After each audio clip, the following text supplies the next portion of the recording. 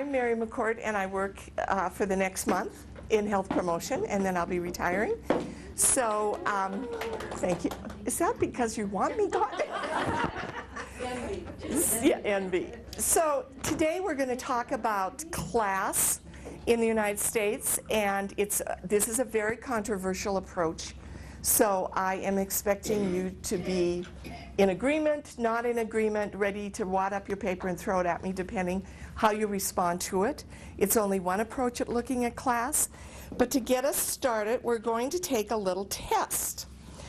And so I'm going to have you guys pass this around and just start circling. And if you don't know the answer because you're not a parent or you've never seen children. Uh-oh. Let's see. Oh, yeah. Okay, good. It should be on both sides. Do you have it on both sides? No. Do you have it on both sides? I don't. Oh. Okay, Robin, both sides. I don't see, when you're in the health promotion, we're the poor relatives of the department, and so nothing works. So we're gonna, yeah. The Lone Ranger there when it comes to I know. So we're gonna get started before we take our little test. So let's put the little test aside for a moment. I know, you're an overachiever. Okay, so Jim, is it Jim? Could you pop one of those lights back? Yep. I think probably the front one would work best if you pop. Yeah, there we go. So this, Lisa Dems, would you quit talking, please? So, Mary, you know what really helped in middle school or teaching to throw eraser? well, yeah, I've heard of this torture. I'm not going to do that. So, Margaret Mead once was asked how she finally discovered civilization as she was doing her archaeological digs. And so people were expecting that she would say, well, I found it when I found certain tools. I realized I found it when I found burial sites. And so these were the examples that they thought she would say. And what she said was, she found it when she found someone that had a healed femur. And so she found it when a group of people took the time to take someone that was hurt and couldn't keep up and heal them. That is how she defines civilization, when we take care of others, when we make sure that we kind of level the playing field. So there's a lot of us, if not all of us in here, that work with people living in poverty. So today we're going to talk about one person's approach to that. It's just one person, Ruby Payne. She started out as an educator working in low-income neighborhoods. She started with a framework for understanding poverty, but the book and the training that I took was Bridges Out of Poverty, Strategies for Professionals and Communities.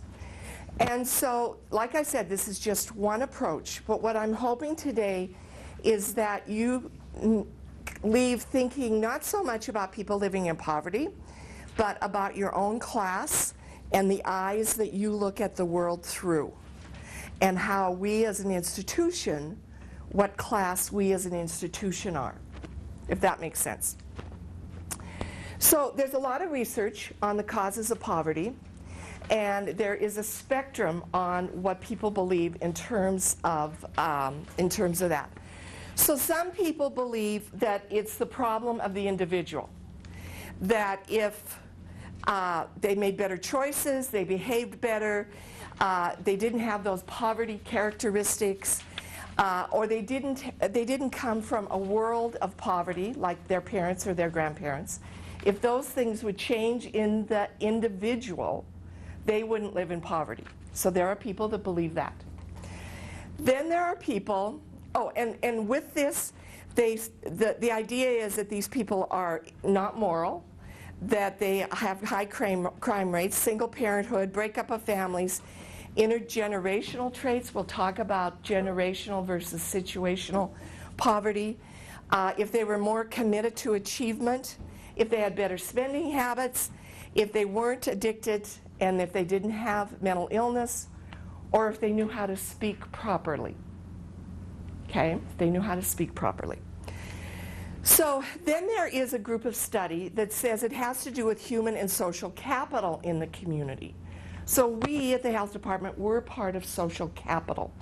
Okay, so there are some researchers, there's some evidence that shows that if there were more resources available to individuals and communities and businesses, there wouldn't be the high rate of poverty that there is. And I think it's important for you to realize that in the last 3 years, 1 million children have dipped into poverty in our country. And that's using a very high rate of poverty. And so there's research that says, well, if we just had more services. So this involves intellectual and social capital. These are people thinking about how do we make our communities better? How do we make our health department better? How do we bring people in? How do we give them more services so they have a bridge out of poverty? We need availability of jobs and well-paying jobs to get people out of poverty. We don't have a living wage, we have a minimum wage. Those are two different things. Racism and discrimination.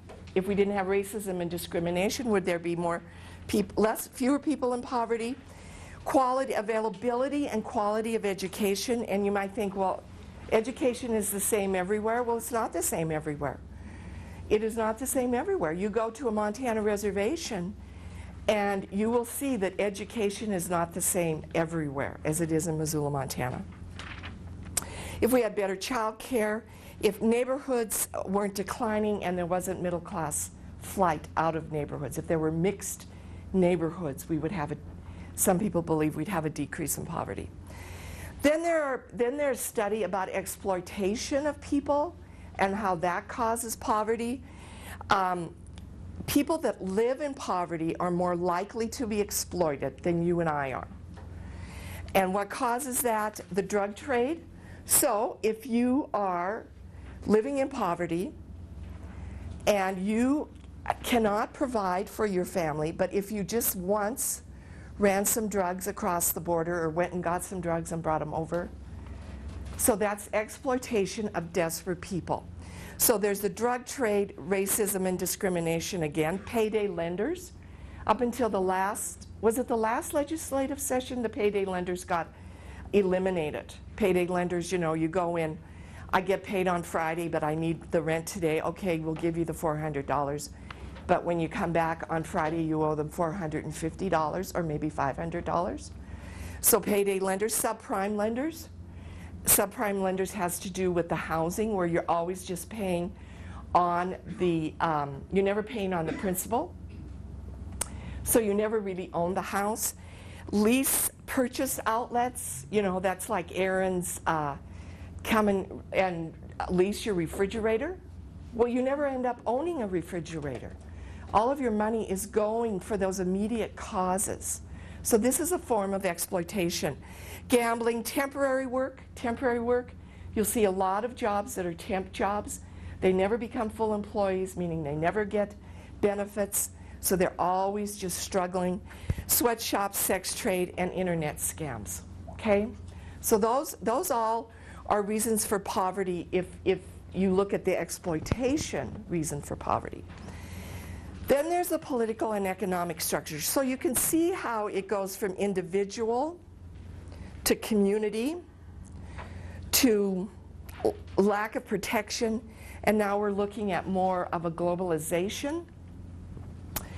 And so this is local level, state level, national level, and international level, how globalization has changed how things work for poor people and keeps them poor. So equity and growth. So if you're on, so why are most of our things made in China? Because it's cheaper, and no one in China cares about their workers. There are no unions. There is no infrastructure worried if they have immunizations, if they have children working. So then that leads into their poverty. And then how does it lead into our poverty? Because those jobs have been outsourced, and those jobs, which are often called ladder jobs, laddered out of poverty, they don't exist anymore in our country. So corporate influence legislators, let's just say corporation-owned legislators.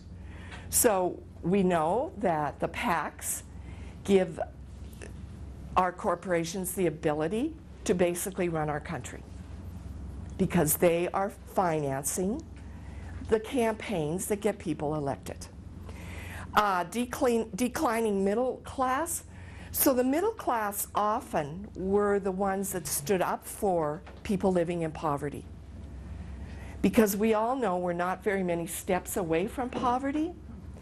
And we also know that the middle class believes in the right to work and the dignity of work and wants everyone to have that opportunity. Job loss, decline of unions. In 1970, Pam, you'll have to help me with this statistic, but something like in 1970, 35% of all people in the United States were union members. Now it's declined to about 9 to 10%. And people always say, oh, those unions there are rotten, they were rotten. Well, it was unions that got kids out of sweatshops. It was unions that got miners in Butte out of unsafe working conditions and got them health care. It was unions that get us our benefits. So without unions, there is no entity taking care of workers. And there are no, I mean, there are unions. There's a strong union movement still in Ireland. In the socialistic countries, there doesn't have to be unionization because their whole structure is built on the common good, not on individual rights and benefits. Taxation patterns, it's like Warren Buffett.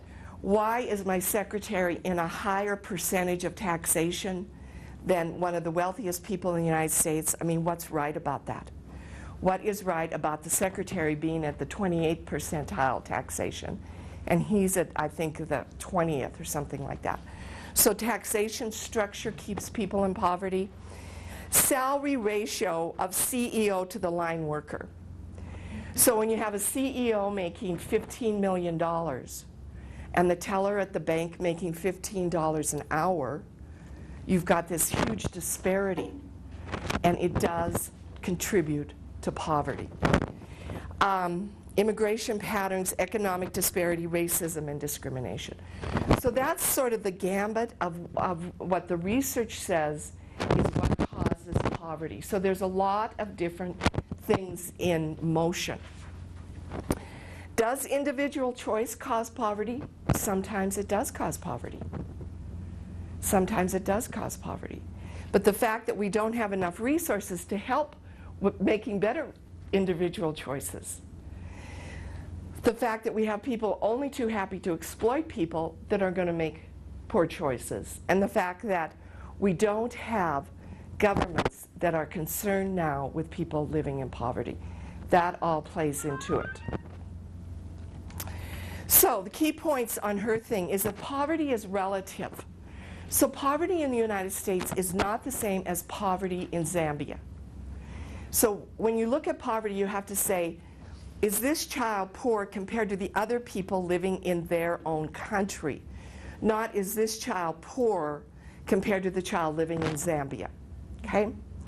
Because poverty hurts not only your ability to make it day to day, but it also hurts how you view the world and how you view yourself in the world. Poverty occurs in all races and in all countries. There's very few countries that don't have poverty. Now, the countries, the European countries that are more socialistic, they have less poverty because they have built an infrastructure. They believe that the common good is very important.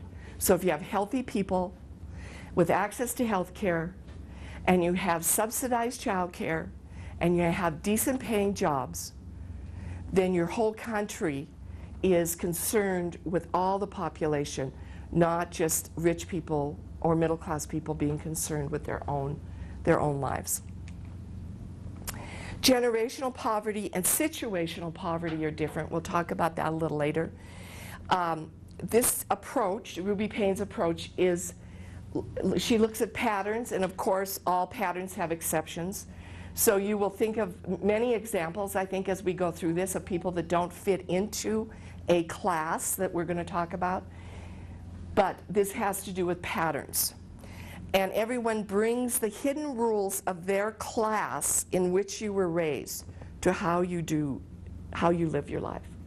So it's these hidden rules that are really interesting to think about, and we'll talk a little more specifically about the hidden rules of middle class, because for the most part, I would imagine most of us here aren't living in poverty at this point. And, well, the students live in situational poverty, but we're not living in poverty. Probably weren't. Some of us might have been raised in poverty, but most of us working for the health department aren't living in wealth. So for the most part, we're all middle class. Okay, so most institutions operate from middle class norms. So the middle class hidden rules. So the institutions, the health department, the school system, our medical systems, most social service agencies come from middle class norms. There's a few exceptions. I'll tell you an exception. Head Start is an exception. Head Start has the work of middle class. Let's get these little ones educated. But the people that work, for the most part, the people that work in Head Start are either living in poverty or have lived in poverty. So it's a little different institution. And I think it's also why it's so successful in what it does. To move from poverty to middle class, or middle class to wealth, people must, for a period of time, give up relationships for achievement. And I'll give you an example of this. This is just an odd example, but for some reason, I had my uncle, his brother-in-law, so no relation to me, his brother-in-law was the president of MGM when I was like, I don't know, 12 through 20. And he lived in a 9-room apartment, he and his wife, on Park Avenue in New York. And so they would come to Montana, Butte exactly. And I mean, it was like, it was better than Santa Claus, because first of all, they would just kind of throw money at us kids, you know, and they'd bring us gifts, and oh my gosh, and they had these clothes, and it was, and they were nice. I mean, they were Montanans, but they had moved into wealth. And so when I was 19, their only daughter died mysteriously. And so I had been to Europe for years in exchange student. I came back, I was ready to go to college. And my dad called me from work. He says, why don't you come down? I have something to talk to you about. Well, we never talked about important things in our home. My dad would always take us separate to talk. We didn't, because my mom would always get upset about important things. So I thought, well, I'm not in trouble. So that this is something else, because often you were asked down to the office if you were in trouble too. So I go down, and my dad says, I just got a call from Bob O'Brien, and he said that he would send you to any college in New York City for 4 years, and he will pay for it. So I'm now living in Kalispell, Montana. And I'm like, I had looked at some schools, you know, with this fantasy in New York City. Knew I was never going to get to New York City to go to school. And my dad says, so what do you think? And I mean, seriously, I was so like, what? And when they would come, they would talk about Liz and Dick coming to dinner, as in Elizabeth Taylor and Richard Burton coming to dinner. And all, you know, just this world that I knew nothing about, but it was all so, you know, fantastic. And I tried to picture myself in. But now I had the opportunity to be in that world.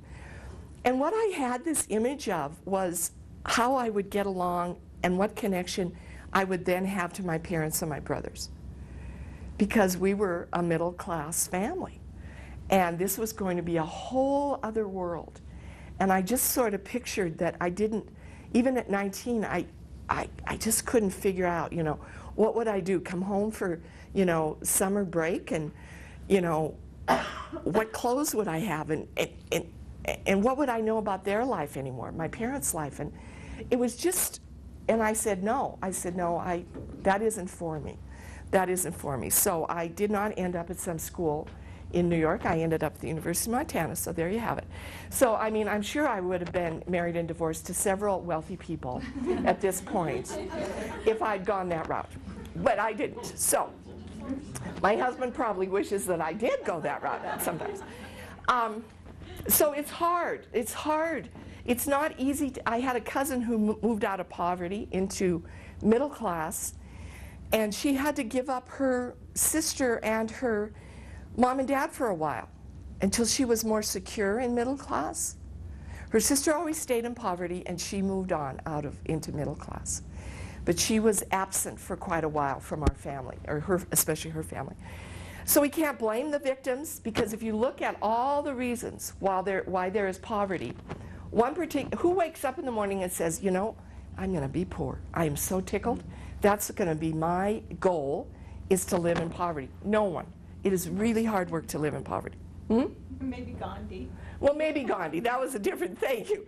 And then this idea of the stereotypes and prejudices about the poor. So, 4 reasons one leaves poverty: too painful to stay, a vision or a goal, a key relationship. You will find many people that say, I'm the first person that went to college. And when you ask them, how did that happen? There usually is a key relationship where someone, usually a teacher, sees the potential for that child and helps that child move forward. A special talent or a skill will move people out of poverty.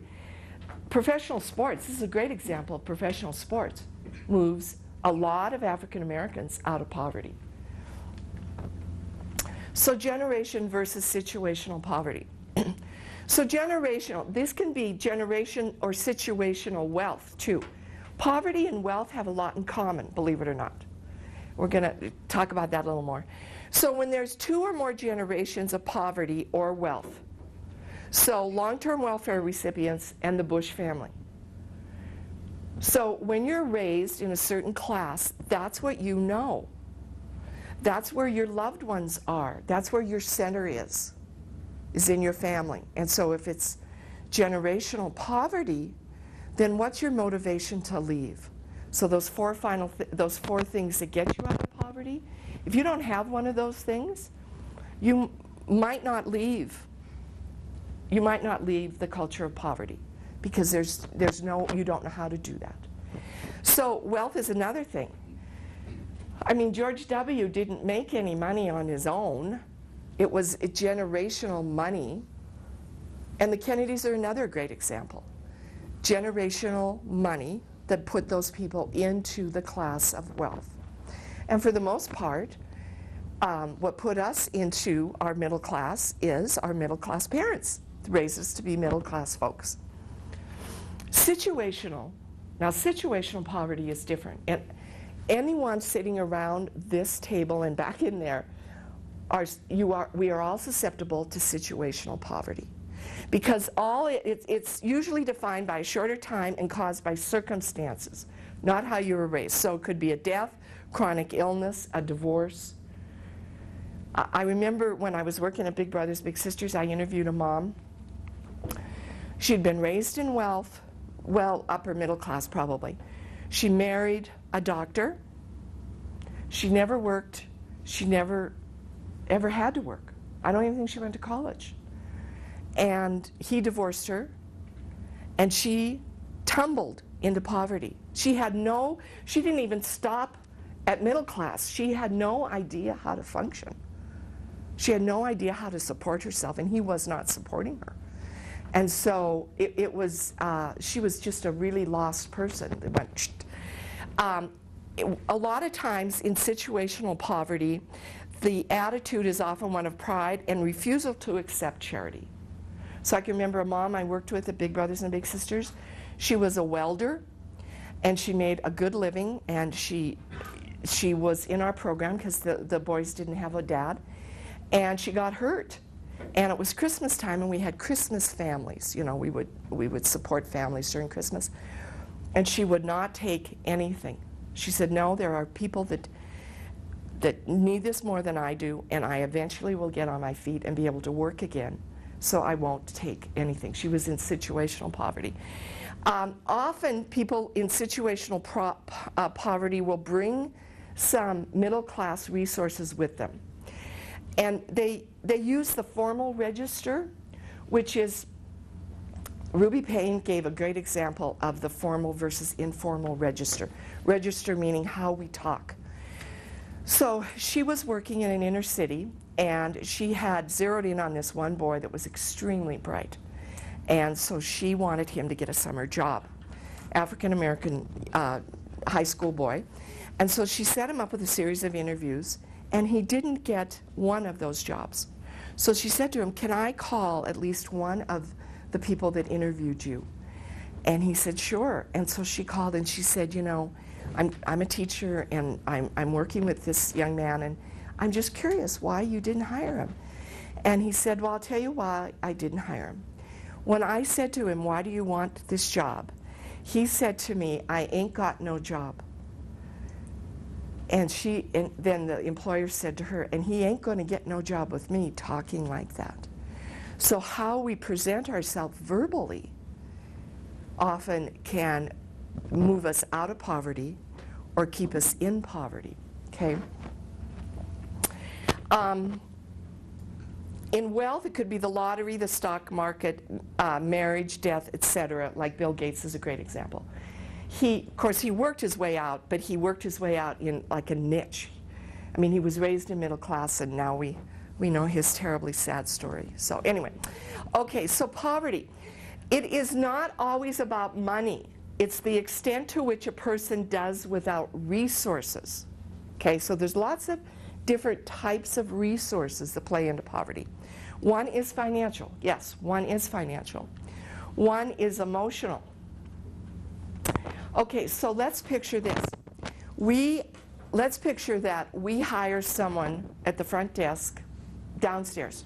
Someone maybe from our client list. And the person wants to work. It's a mom. She moved here because she had an abusive husband in North Dakota. And she moved here. She doesn't have any relatives. We hire her for the front desk. And she has not worked in a professional setting ever in her life. She's done housekeeping at Motel 6, but this is her opportunity to get a good job with the county, to get benefits eventually.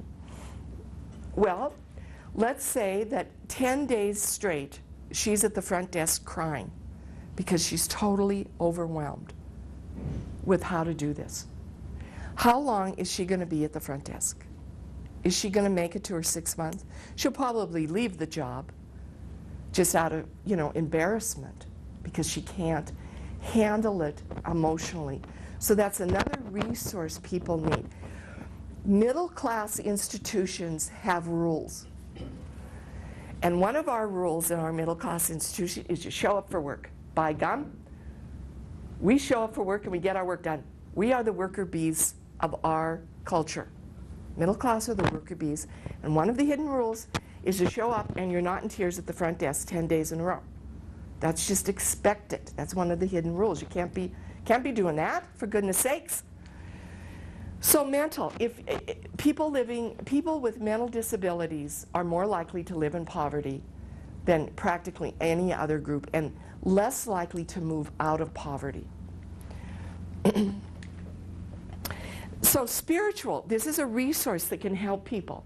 So a lot of the African American women that use their church, they use their church to help them contain their families and to help their families form. So they are using this resource as a way to get their kids and grandkids to move out of poverty, okay?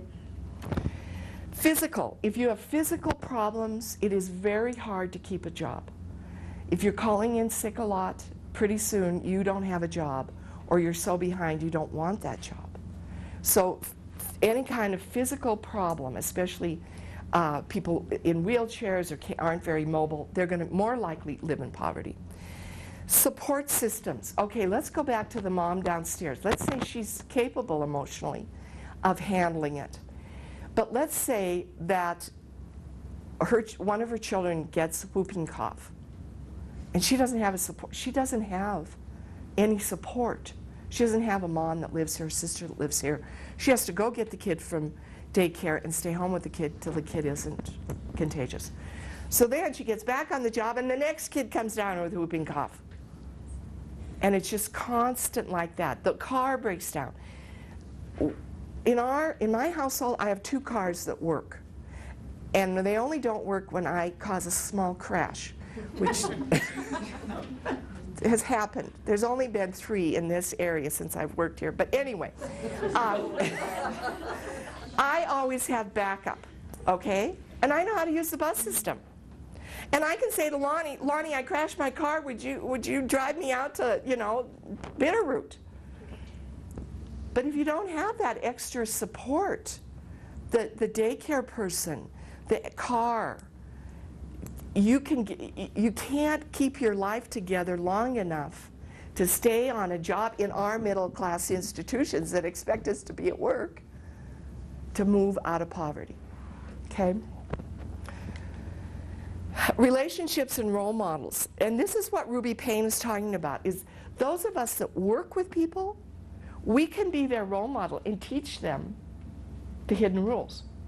So you have someone new come on, they say they have 3 kids, and you might say, boy, when I started work and my kids were little, I had to have a safety net for daycare.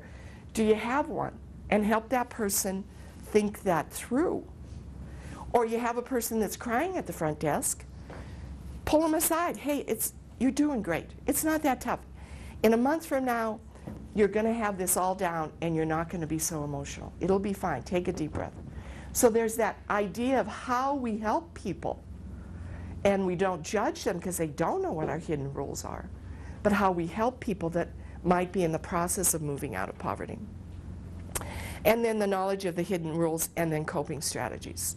So those are resources that people need to move from one class to the other. So poverty is about survival. Sherman Alexie, one of my favorite authors, talks about reservation life. Imagination is the only weapon on the reservation. The poverty rate on our reservations, like the Blackfeet Reservation, the unemployment rate is 80%. It is 80%, and I think on Rocky Boy it's even higher. Rocky Boy is the poorest reservation in our state. And so if you're living on the reservation, you better really be able to know how to function living in poverty. So, okay, let's take a minute and do our little tests. We're cut enough as a printer jam here. Hopefully, so we're going to have to be a few shares. Yeah, so those of you that don't have it, just share. There's some extras. Who needs a double side? I can share with these two. It's an extra. You want me to use the copy? Yeah, you can't do that time. How many? That's okay, Jim. We're fine. We're fine. So these are the rules. This is kind of stuff you need to know. If you live in middle class, if you live in poverty, and if you live in wealth. And I think it's important to say there's no bad or right class. Sometimes those of us in middle class will vilify those living in wealth. You know? You just want us to kind of check the ones. Yes, check the ones you know.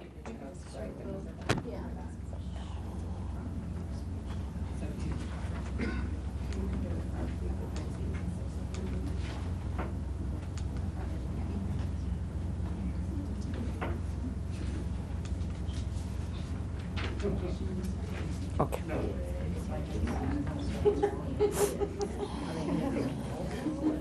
No cheating, Linda. Linda, no cheating.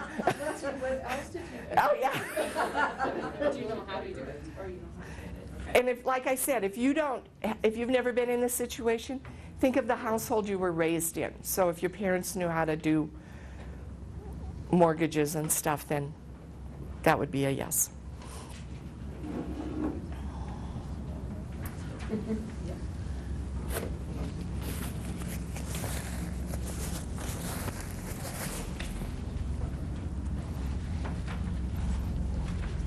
Excuse me. Oh, God, Pat's on.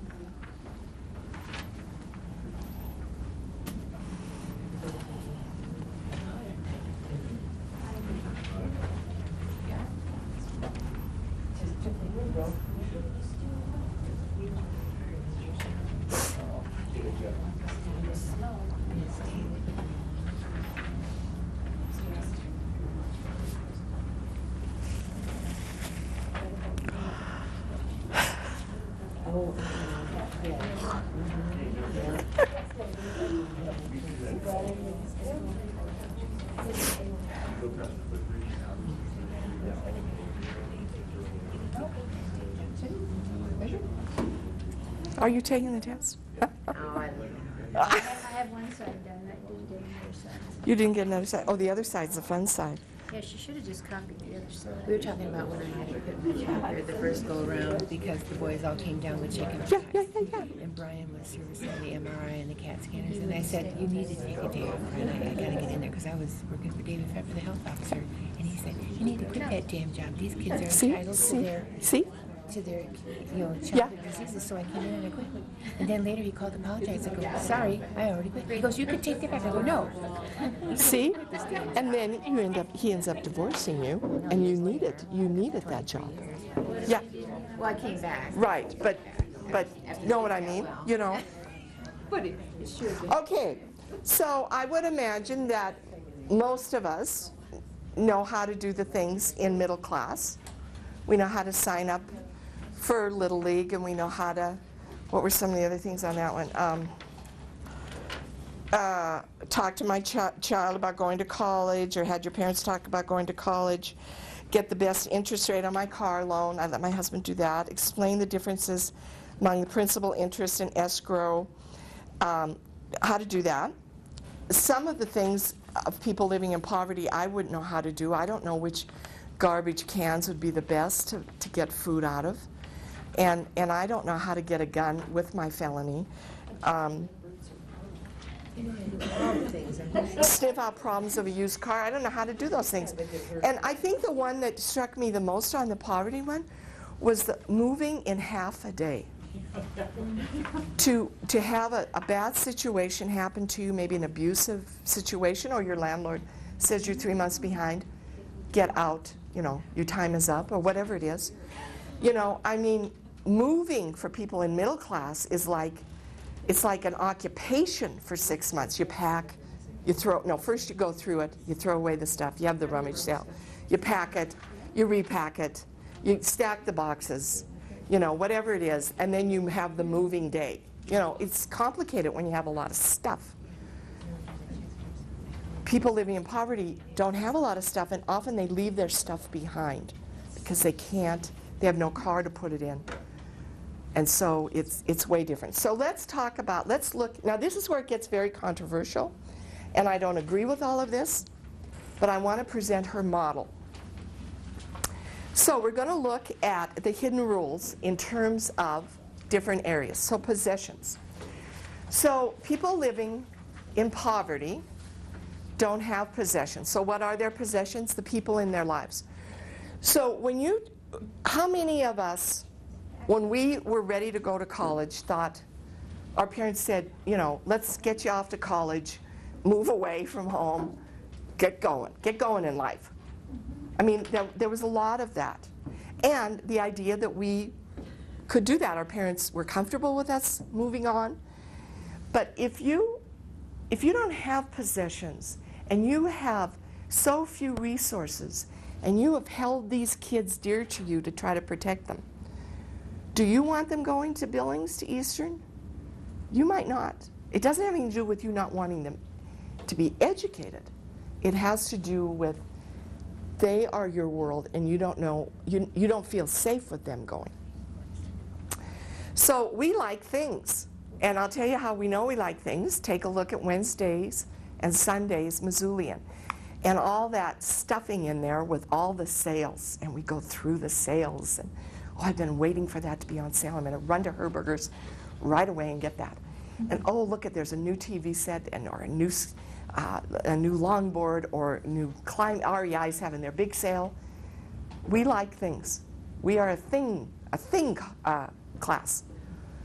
I can remember people when I was working in Washington, in the state of Washington, those people really liked things, and they used to look out on Monday morning in the parking lot to see if there were any new cars bought over the weekend of the employees. That just struck me as so funny. And I had this old, Montana pickup. It was kind of embarrassing because they all had new cars. But anyway, things. We're a thing group. And possessions for wealth has to do with one-of-a-kind, legacies, and pedigrees.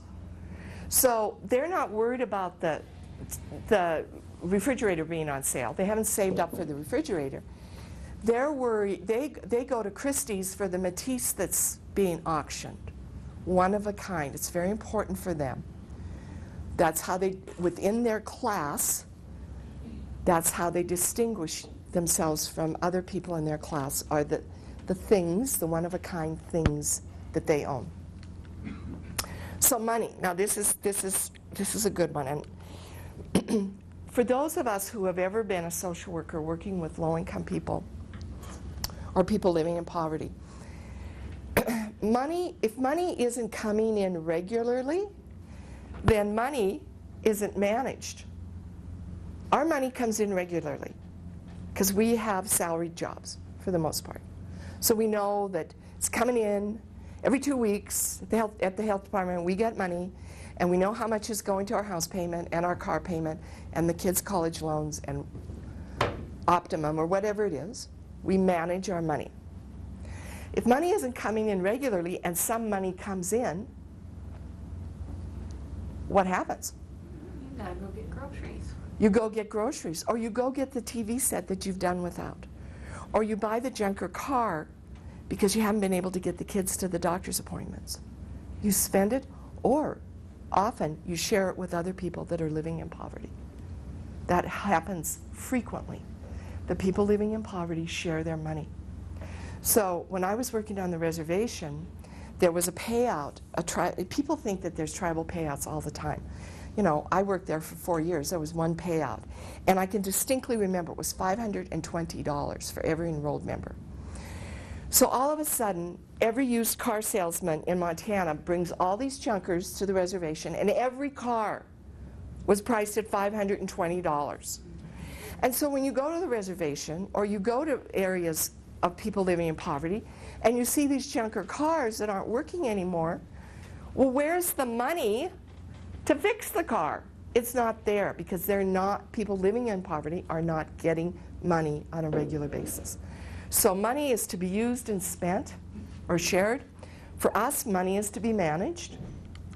And for people living in wealth, because if they make money, they don't really need money. So it's to be conserved and invested, or also shared. So philanthropic folks that build our libraries and our hospital wings and our art museums. So there's that commonality. Spend it, you get it, you spend it. You get it, you spend it. We get it, we manage it. Because for people that are probably younger than 40, you might not know this, but once you turn 40, you think about retirement. Is there enough for retirement? And health insurance. And most of your decisions about your career or working situations are made with those two things in mind.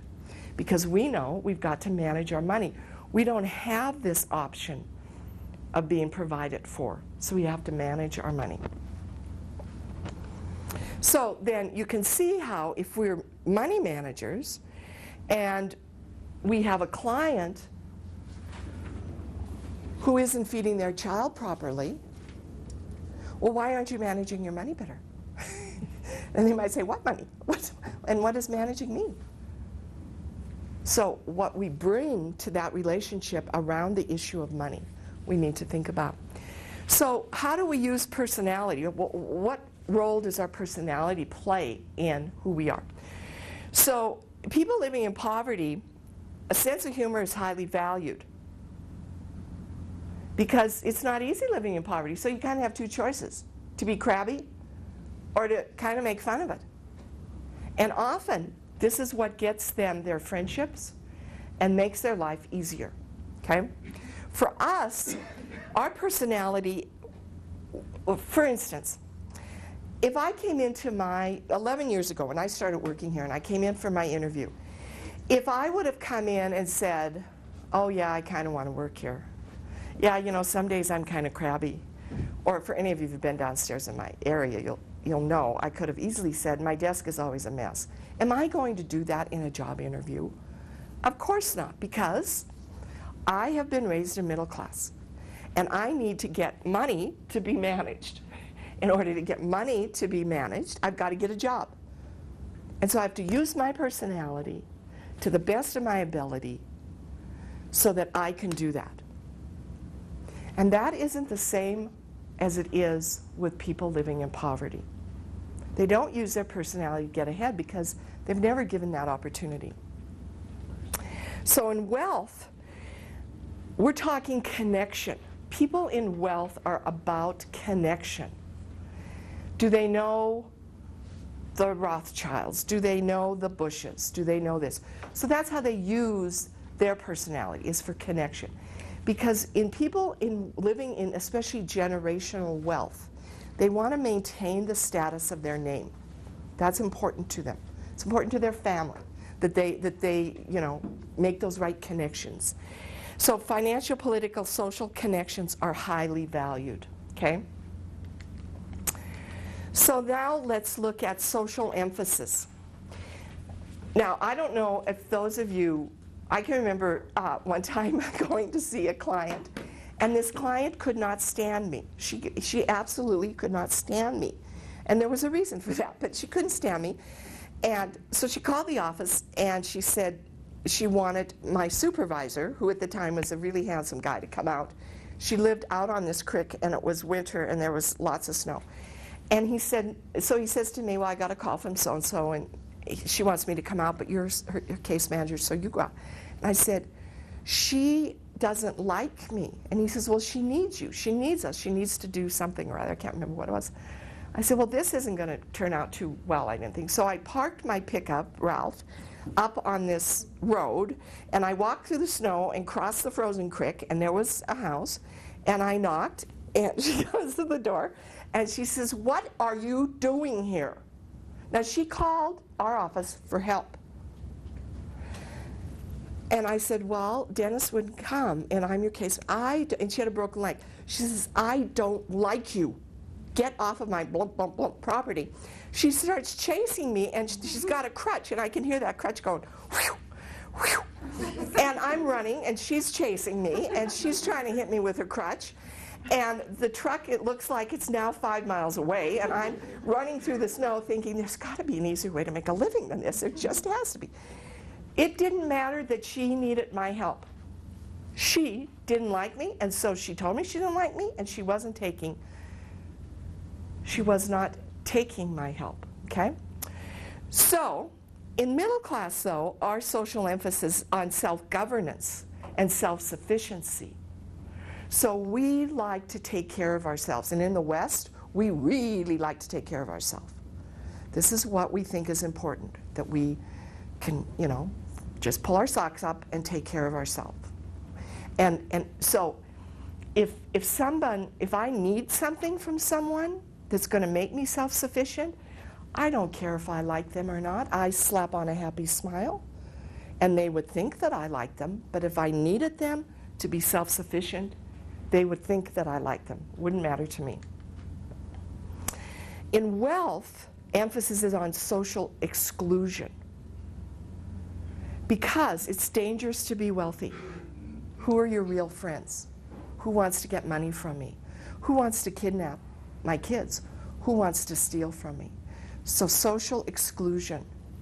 And that's clubs, all that sort of stuff has to do with being in a safe setting and in a setting where there are people similar to you.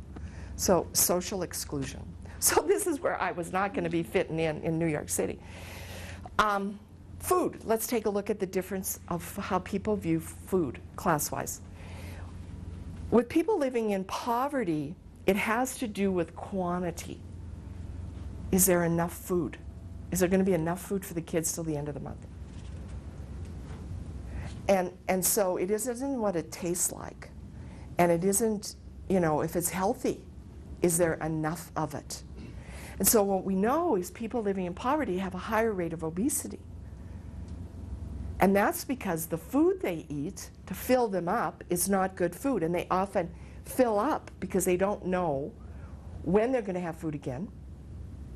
And they don't have the money to buy good food. So when Cocoa Puffs are $10 a box and Cheerios are $1 a box, we'll be buying Cheerios. But the way it's set up for people living in poverty to buy as much food as they can for as little as possible. And it's usually bad food. Food for us is, did we like it? And this is, I'll tell you where you can really pick this up in our class, is to listen to each other talk about a new restaurant. Oh, there's a new restaurant. Oh, yeah, where is it? Well, it's down in so-and-so. Well, what kind of food do they serve? Oh, they serve, Jamaican. Well, did you get an, I mean, did it taste good? Was it reasonably priced? Oh, I think I'll go there. So food for us has to do with the quality, and we're managing our money. Is it worth the $10 lunch? Okay? So that's what food has to do with us. For wealth, how was it presented? So these, these beautiful plates that have no food on them, except a small piece of fish and some, sauce drizzled, that is what looks good. And so when you cater a party in your wealth, you want to have food that looks good, that presents well.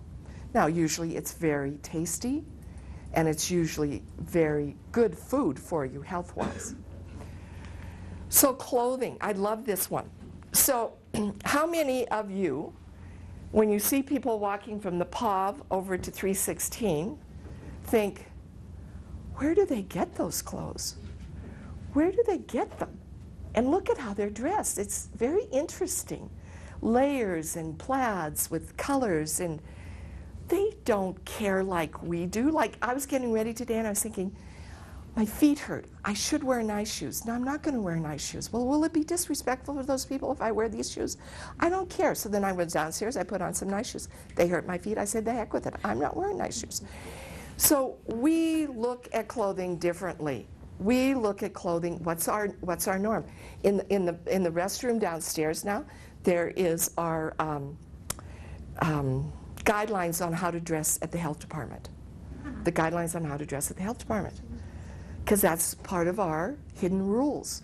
So if the mom that we hire, the imaginary mom we hire down there, she comes with a midriff, beep, not going to do. Or she comes with dirty clothes. Not going to fly, is it? Because one of our hidden rules is that how we dress is important. So what we look for, when you look at all those ads, we look for its value, for quality and acceptance into our norm. The label is important. The label is important. Not because we want one of a kind, but because we know, well, these jeans don't wear out as quickly as these jeans. And this sweater is going to last for 3 years, not for 1 year. So we look at clothing, because we're managing our money, and then how do we dress in terms of our coworkers. So if you go to St. Pat's and you look at the professional staff there, the women tend to wear business suits. Is that right, Lisa? It's a different standard. So Lisa is constantly knowing what building she's going to and what she has to wear, because she works at both places. But it is very, so if I go to a meeting at St. Pat's, I better not be wearing these shoes. I can wear these shoes in front of you, but I want to make a good impression at St. Pat's. So, okay, so how we dress is a hidden rule in our class. And so on clothing in wealth, it's artistic expression, design are important. So when you see the runway shows, and you think, who wears these clothes? Well, people in wealth do wear these clothes. It's part of their world. It's part of, so if I would have gone to New York, oh my God, they would have had to hire 15 people to pluck my eyebrows and fix my hair and get me dressed right, and on and on and on, because I didn't know how to do this. But I know when those people came to Montana, you just would not believe the clothes they had on. I mean, it was just stunning, and that was back in the 50s and the 60s. So time. Okay, time is important. We all, so this morning, I thought, okay, I've got to make these copies, which apparently I didn't do right, and I've got to decide on the shoes, and then Robin wants to talk to me, so I can't go waltzing in at 5 to 9. Okay, what time? Okay, then I'll get up at such and such, and I'll be there at such and such. Because in our world, middle class world, when we say starting at 9 o'clock, we expect you to be here 9 o'clock, little, maybe 5 minutes, that would be just about the latest you should be here. Travis, you're way late.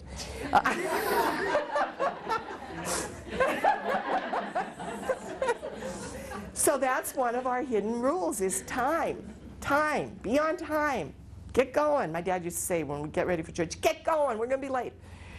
So in terms of people living in poverty, they are not thinking about the future. They're not thinking often about the afternoon because their worlds are so difficult. Their worlds are so difficult trying to get through the day that they think of the present is the most important, and decisions are made based on feelings and survival. Feelings and survival. I mean, people living in poverty, it's just amazing how hard they have to work. And if they were given jobs and were able to work that hard at a job, they wouldn't be living in poverty. It is really hard work to live in poverty. So for us, the future is most important. So health, let's look at health. Well, I better have my mammogram. I better go to the health screening and see how that cholesterol is doing because I don't want to be in the nursing home, before I'm 85. So the future becomes important for health, for money, for investments. I mean, just take a look at how you buy a car. You look at the gas mileage, you look at how many miles is on a used car. You have the car tested out if it's used by someone that can say, this is in good shape, or no, don't even go near this car. Because you're thinking about the future. When do I have to replace that car? When do I have to replace that car? If you're living in poverty, you have no car to replace. What you got to do is make sure you get to the transfer station in time to catch that bus to get out to community for your kid's appointment. So it's very present. It's very present. For us, it's very future. Very future. So time, in terms of wealth, really time isn't important. It's the history of the family that's most important. So decorum and tradition. When you think about the lives of, let's say, Prince William and what her name is, Kate, they aren't worried about what's for dinner. Dinner's provided for them. They're worried about, well, do we take this appointment over this appointment? What is the ramification if we go to the Children's Royal Fund here and not go to the Boy Scouts whatever here? And that's the same thing that people with wealth. So their time has to do with how will we be remembered? How will it be seen by? Okay, it's not so much about the future, it's about lifting up that family and that tradition of who they are. Education. So people living in poverty, they value and they revere education, but they don't see it as a reality for them or their children often. So how many of you have ever had to go with a client to a parent-teacher conference, besides me? Okay, so when I had to go, Tammy, it was mostly because the parent had had such bad experience with the school in their own education, or all they hear about is their child being in trouble, that they are totally paralyzed to go to a parent-teacher conference. Totally paralyzed. They don't know how to do this thing called education. They want their kids there, but as far as them interacting with it, it's very frightening. They don't know, they don't feel. I'll give you an example. So we were setting up a couple years back this Northside Fund project at Lowell School. And my idea was that the Y would run it, and we would get college volunteers, and it would be open enrollment for kids after school just to be there on the playground in the gym, have fun with mentors and UM students with the Y running it. So I was negotiating with the Y, and I said, well, these parents, we want to get the kids that don't get to do much. We want to get the net out and pull the kids in that don't have enriched childhoods. And the Y agreed. So then it came time for sign up, and this wonderful young man that was working at the Y then, I said, well, now, how are we going to get them signed up? And he says, well, they'll get online and just use their credit card. And I said, they don't have a line and they don't have a credit card. He says, well, what do you mean they don't have a credit card? And I said, well, they don't, they often, people that we want to get often don't even have bank accounts. Because if you don't have consistent money coming in, there's no way to, you don't have to manage it, or you manage it poorly, and they close down your bank account. And so finally he said, oh, all right, we'll offer it free. Well, that was my hope anyway. But you see, that middle class approach, that middle class idea is very difficult for people living in poverty. They don't do it the way we do it.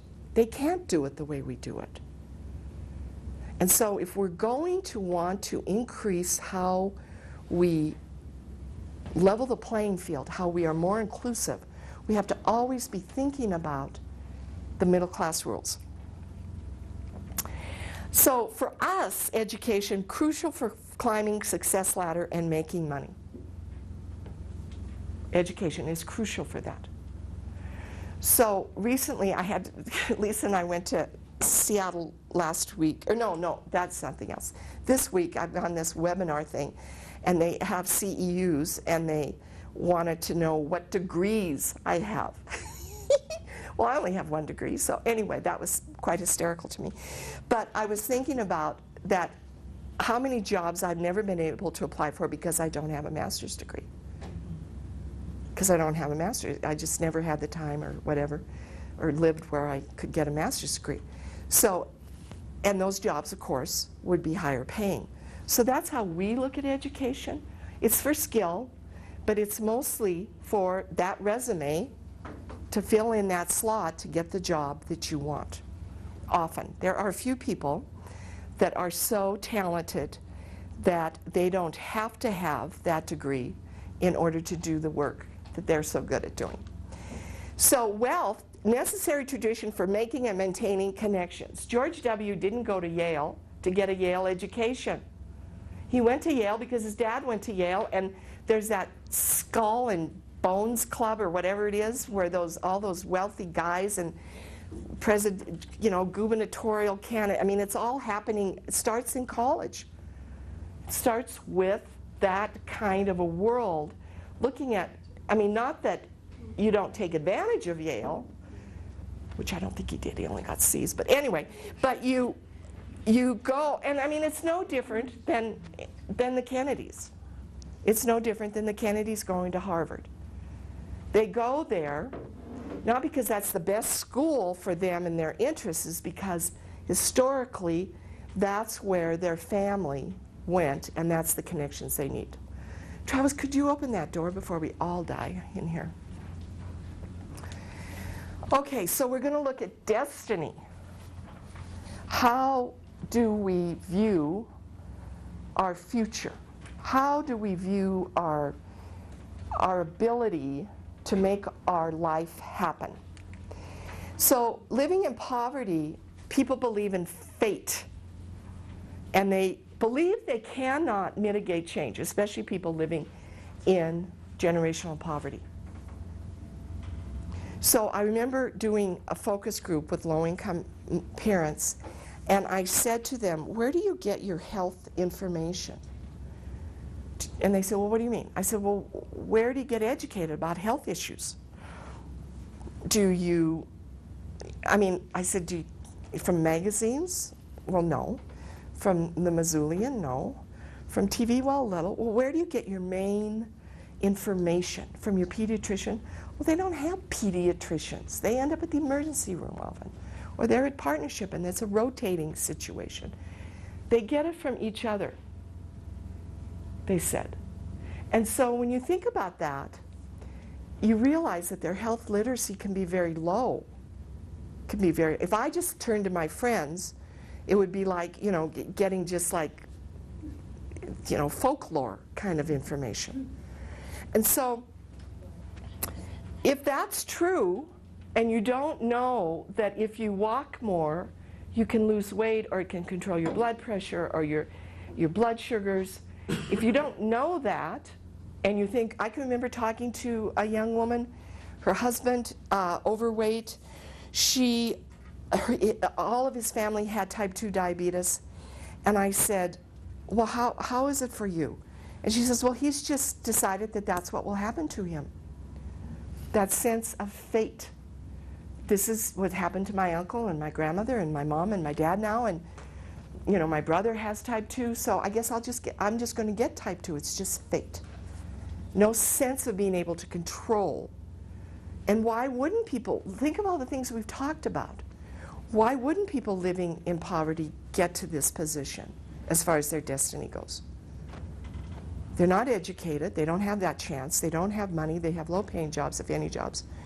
So there's a lot of things that feed into this sense of fate. For us, we believe in choice. We can change the future with good choices now. I mean, the whole healthcare system is set up on us. You know, our little doctor comes in and they do the blood pressure. Okay, now Mary, let's talk about this. And let's talk about that. And how much are you exercising? Because in middle class, we know with the right education, give me a pamphlet on that, I'll read it, I'll work on this, I'll work on that. Because we believe that we can change our future, that we have some control. With wealth, it's really interesting. It's noblesse oblige, meaning, hey, I deserve good medical care. I deserve so I'll give you an example. I did this once for a group, this training for a group, and I was talking about the healthcare system, healthcare providers. So let's say that there's 3 people that wake up in the morning and they all of a sudden their nose is the size of Cleveland. Something has happened and they're like got this growth, you know, this thing on them. And so let's say I wake up, middle class Mary, wake up and I think, oh my gosh, what's going to happen? So I call my doctor and I say, could I talk to the nurse? I don't talk to the person making the appointments because I know that I need to negotiate.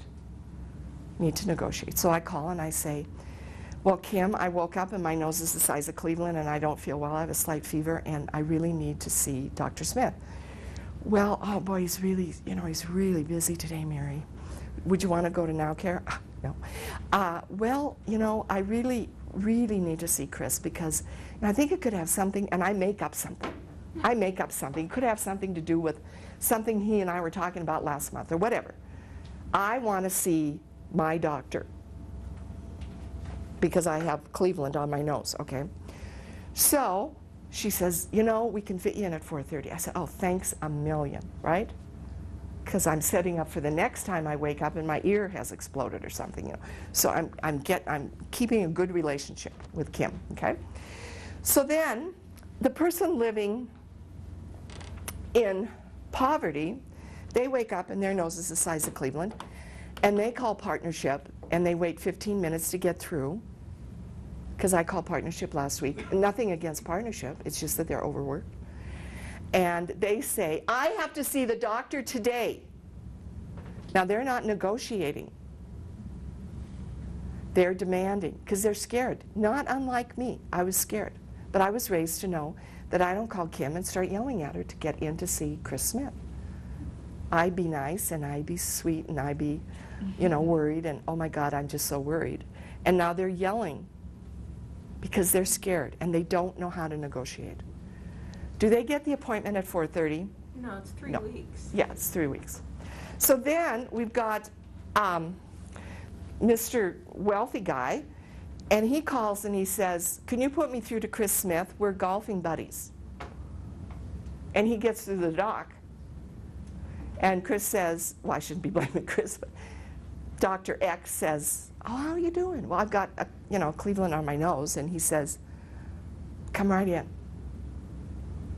Same problem, same level of fear, different ways of knowing how to deal with it. So front desk people, this is where your life gets difficult when people come in and are demanding, or when you have clients that are demanding, because they just don't understand that in our world we negotiate how we get things.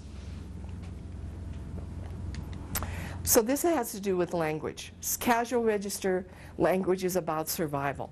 So this is the person yelling, I need to see the doctor. I need to see the doctor. Or even not even proper English. I ain't got nowhere to go, so can you get me in? Okay? There's an automatic response to that, and it isn't good for middle-class people. Well, who do they think they are? You know, I'm busy too. The doctors are busy, okay? For us, it's formal register. We negotiate. And for wealth, it's formal register, and they network, okay? So that's how language plays a big role in who we are and how we get through the world. So family structure, poverty, it's usually matriarchal. It's usually matriarchal. And that's because often it's either a single parenthood, either through divorce or not through a lasting relationship. But also it has to do with how emasculating poverty is. So women are more likely to be able to get part-time jobs or 2 or 3 part-time jobs at low pay. Men are less likely to either get them or take them. So it's very emasculating for men. And so men often skedoodle out of their children's lives. So it tends to be matriarchal. In middle class, it tends to be patriarchal. We tend to still have a glass ceiling on wages on women. I think the latest is that women are paid for the same amount of work $1 an hour less than men across the board. So it's still very patriarchal. And this is what kills me. In the wealth, it depends on who has the money. So if it's Mr. DuPont marries middle-class woman, it's patriarchal. If it's Ms. DuPont marries the chauffeur, it's matriarchal. She has control of the money and making family decisions. We're almost done. So worldview.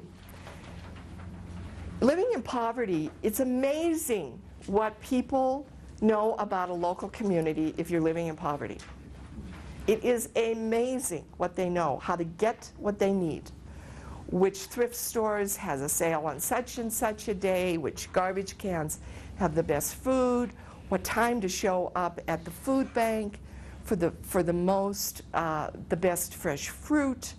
It's just amazing. What housing has the fewest number of sexual offenders? You can ask people living in poverty. They know. They know in their neighborhood how many sex offenders there are if they're raising kids. Do I even consider that? I've never considered that, you know? So it's amazing what they know locally. We know things national. We know, we tend to travel more outside of our community. We tend to have favorite cities we like to go to or favorite parks, national parks we like to go to. So we kind of get an idea. Except when Lisa and I were in Seattle last week, and I met this young kid from Georgia, Patrick, and he says, well, where do you live? And I said, Montana. He said, well, I've never been to the Midwest. And I said, well, if you go to the Midwest, you still won't be in Montana. So, of course, you know things regionally better than you know things nationally. But for the most part, I would never be afraid to go, to a city in our country, because I would feel, well, I speak the same language, I know how to negotiate, I know how to get a cab, I know how to call ahead to get a motel. I don't show up at Washington, D.C. without a motel and say to the cabbie, take me to a vacant motel room or something like that. That would be scary. In wealth, it's an international view. So one of those questions on there was Favorite restaurants. favorite restaurant in Paris, or whatever. The worldview is much bigger if you have a private jet, or you have friends that have a chateau in some place, or so you understand that. So what are the driving forces in these 3 different classes, if we even believe in this model? In terms of poverty, it's survival, relationships, and entertainment. That's what decides what is going to happen during the day. Can I survive today? Am I going to have any fun?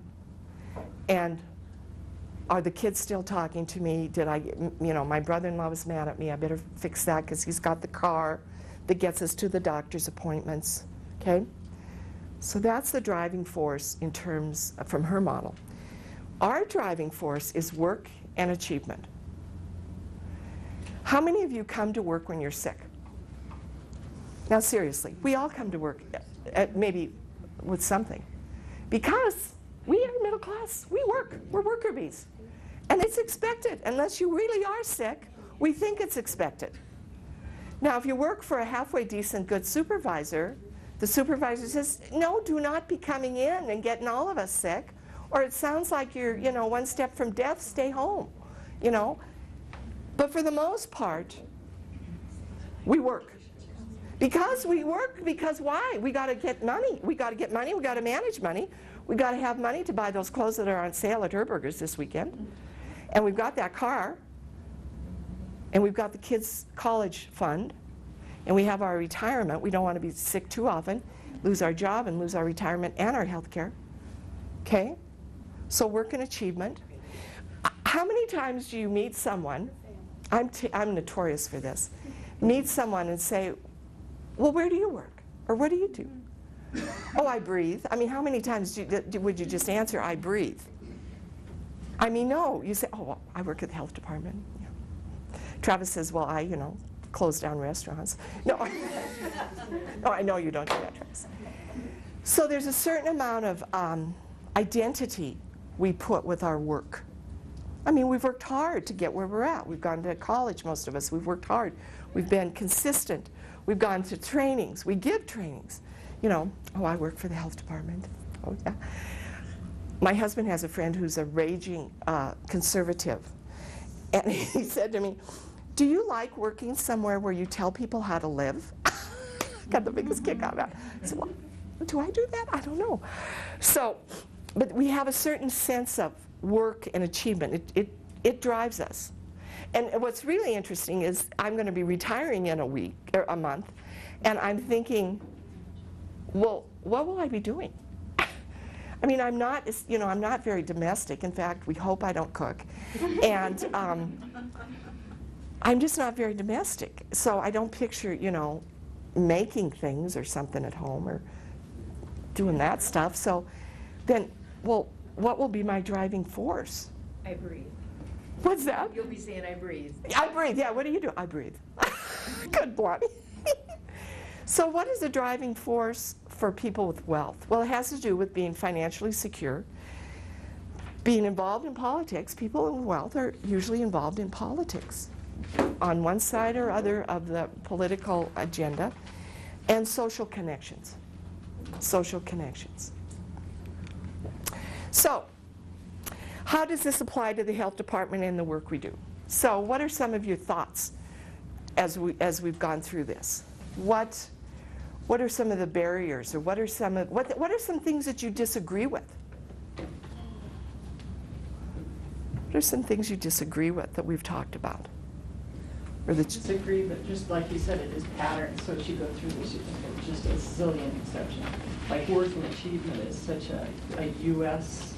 perspective, and we have a lot of people from different countries. And I certainly know in Europe that you don't ask where you work. Right. That's Right. So it's part of our kind of puritanical, I think, background. Yeah. Yeah, and I think, yeah, go ahead, Jim. Well, I think it's hard to do something, to have a talk like this and not categorize things and stereotype things. But Yeah. I mean, I know a lot of people who would fall into the wealthy category, but they're actually super frugal, and they got money by being Right. financially conservative. Right, so they're situationally wealthy. Right, They're but I not mean, generationally wealthy. but I understand that on the grand scale, wealthy people probably tend more towards these examples. And then conversely, on the poverty side of things, situational poverty is very prevalent, I think, and I don't think that we really talked a lot about that. But I think a lot of poverty in America is by choice, whether it be because people are addicted or people have they don't have the means or the education or whatnot. I mean, it's factored it's controlled by factors, but, you know, people have power to impact change on that. In a lot of Individual cases. people, but they choose Individual- poverty. Well, not that they consciously choose poverty, but their lifestyle places them, keeps them in poverty. Mhm. And And I think that's true. And the thing is there anything wrong with living in poverty? I mean, what's wrong with living in poverty? Often you die earlier because you can't afford the health care and preventative Right. health care that you need. You do have more health concerns if you're living in poverty, Linda? Well, when you said, you don't wake up in the morning and say, I want to be poor, but you might wake up in the morning and say, I want to live a lifestyle where I can hike and camp and have beautiful countryside, and they pay the lowest in the U.S. I think I'll move to Montana. Right, yes. There are No, people, you're gonna have lots of it. people that do It's the that. place, I think I read it's the highest number of people working 3 jobs Mhm. is in Montana. In Montana. So, I mean, there's. So those life choices, are yeah, some life of them are choices, life yeah. choices. And I Some are think not. what Rebecca was saying, that those folks, they're maybe partially living in poverty because if their health literacy is high, then they know to get good health care. So they might be living a very healthy life, but it's in poverty in terms of how we define poverty. I think this model is more set up to look at people that are stuck in poverty and it is impacting their lives in negative ways. And that's not everyone living in poverty. It's not impacting their lives in negative ways. Robin? I was just going to say, but it's interesting even about that, because, you know, when you talked about like the national and social and community scenes, because I think a lot of employers in Montana use that too. They don't have to pay people as much to keep employees because they feel like they're here for the Mhm. lifestyle or whatever. So I think that all ties in to kind of create, you know, Well, and when we were talking about poverty, isn't just about financial situation. It's about mental health, it's about emotional health, relationships, safety nets. You know, so people can be living in poverty financially, but not in other areas of their life. Annette? Well, I've been to this presentation before and I love it. We loved it again. And I actually think about this a lot. And I'm middle class. I work with the poorest of the poor. And my husband is an estate planner for the wealthiest of the wealthy. So I really feel like I have this very interesting perspective. Paul and I come home and I'm like, oh, thank God I have this wonderful life. And he comes home and goes, why don't we have a second home? Damn it.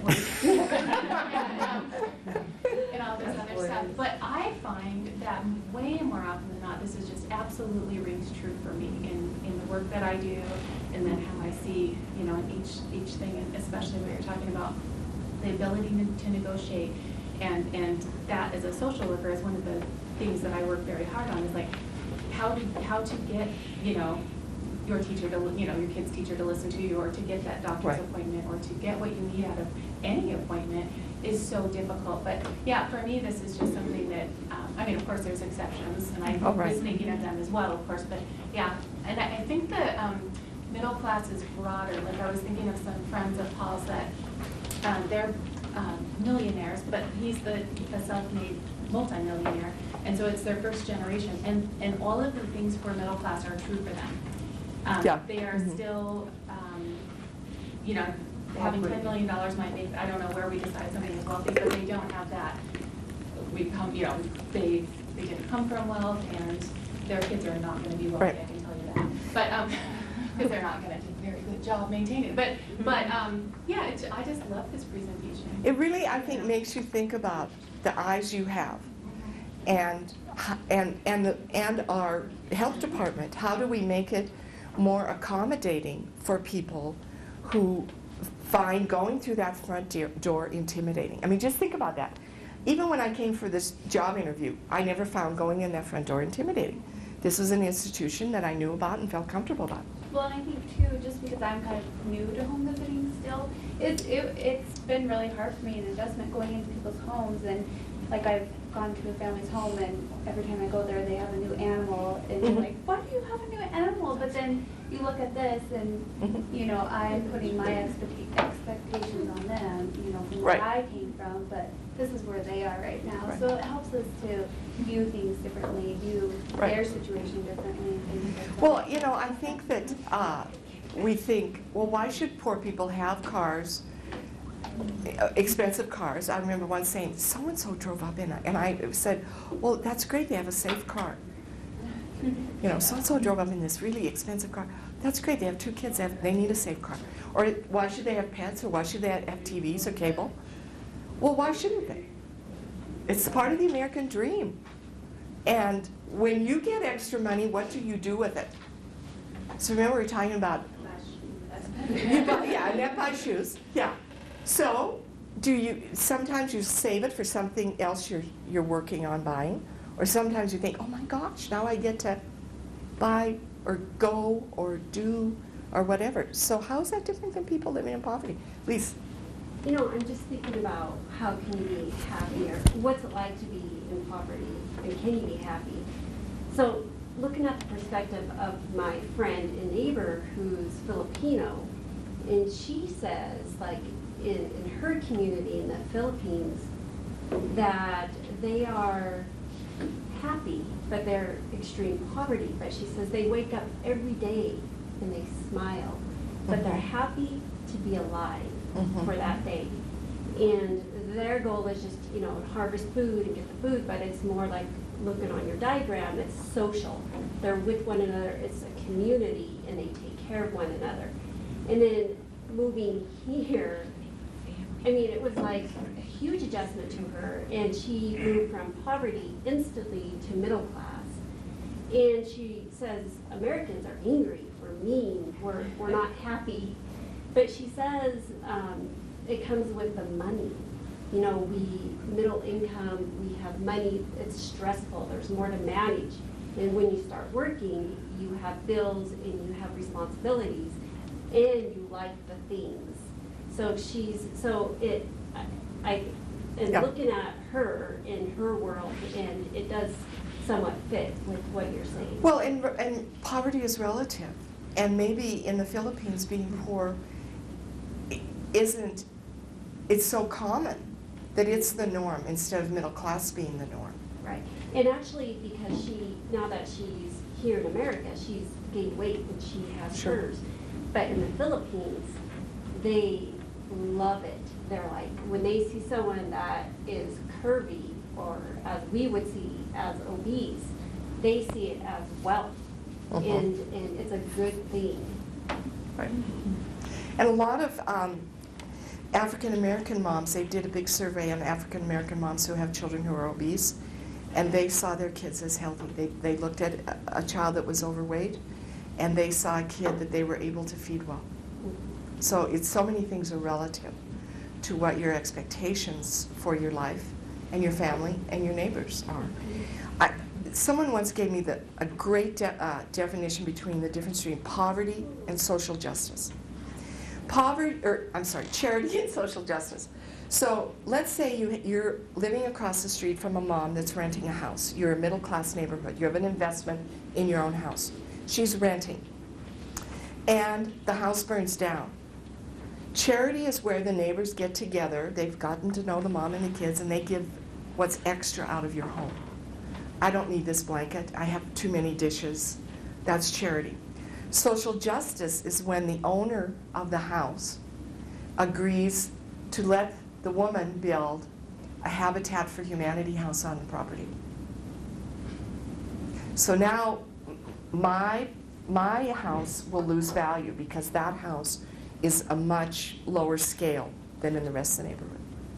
So now the same neighbors that give charity are protesting because we are concerned with our future and our investment in our house, so we don't want to level the playing field that much, do we? So that's always the issue. And when you work at the health department, just think, a death, a major illness, a divorce could land any of us in the front door as a client instead of a worker. And so just to kind of think, I think that's kind of one reason I like doing this particular training at the health department, to be realizing that maybe people that come to Don Murray, they don't know how to negotiate. All they can do, and it's a great opportunity for you to teach them. Say, you know what, if you just calm down, I can hear you better and we'll figure this out. Not that you don't already do that, I'm not assuming that you don't already do that, but it's really hard to be poor. if you're stuck, separate from choosing a lifestyle that we would define as poor, but if you're stuck in poverty and you need services, it's often hard to walk in that front door. So that's kind of one reason why Robin asked me to do this particular training. So, okay, we're over. Thanks so much, everyone.